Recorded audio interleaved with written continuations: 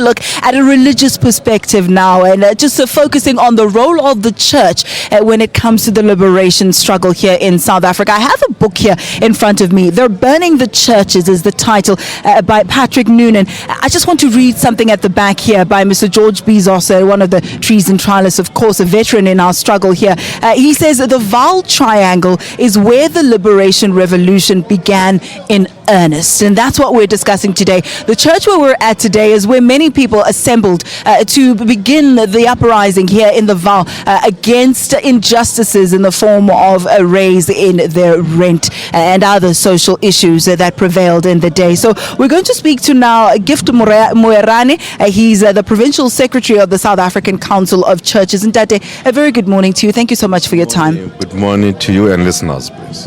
We spoke about the role of the Vaal Triangle with regard to the liberation struggle in South Africa. I want to know more about the role of the church now. It harbored many fugitives from the apartheid regime, those who were running away from the brutality of the police force of the day. What was the role of the church? The role of the church was very critical because remember those days there was no leadership in the country and visible leadership because organizations sometimes were banned, there were state of emergencies. So the church remained the only center where people can assemble. For instance, where we are, this is a church that we used to say is the heart of the struggle in the Vaal Triangle. The Catholic Church, it played a catalyst role to bring all groupings together. We used to assemble here. We used to come and counsel communities when they were aggrieved. This is a church that was always under attack. So the Catholic Church in the Vaal Triangle, in Sharpeville, Small Farm, Sebokeng, played a critical role. You look at the Anglican Church in Sharpeville, where the late Father Jeff Moselane, who was one of the Denmark's treason trialists during those days, played a very important role to organize the people of the Vaal. You think of the late Ben Putulo of the Anglican Church as well. You think about the late Lord McCamel, Reverend Kwaho of the Uniting Reformed Church, the late Reverend Kulukutu.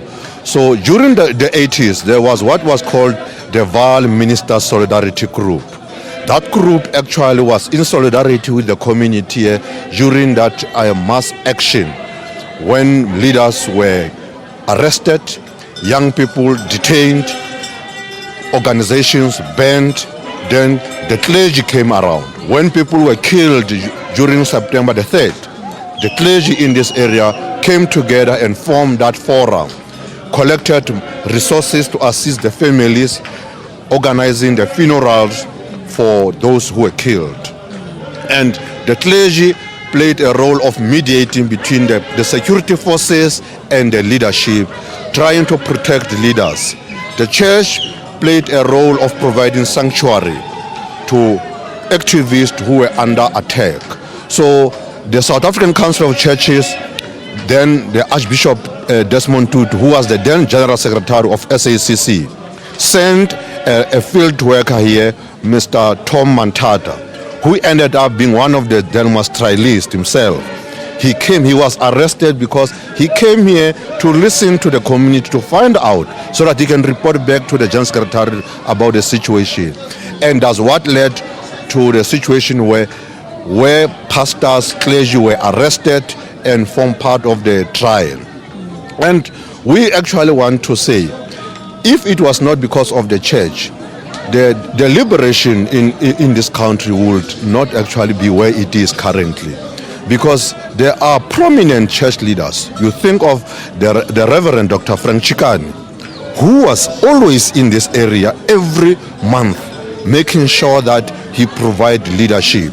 You think of Alan Busak. Those were leaders who were always mingling around with the communities here, making sure that they provide hope, making sure that they advance the struggle.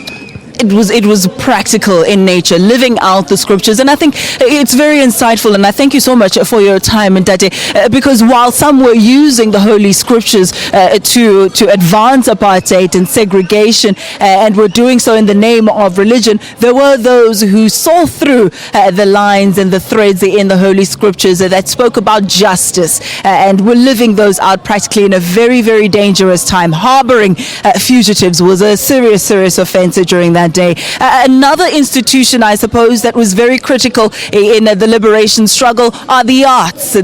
And so today we're going to take a look at someone who's doing poetry to commemorate the Val uprisings. And with that, we say goodbye from this side, hand you back to studio for SABC2 viewers.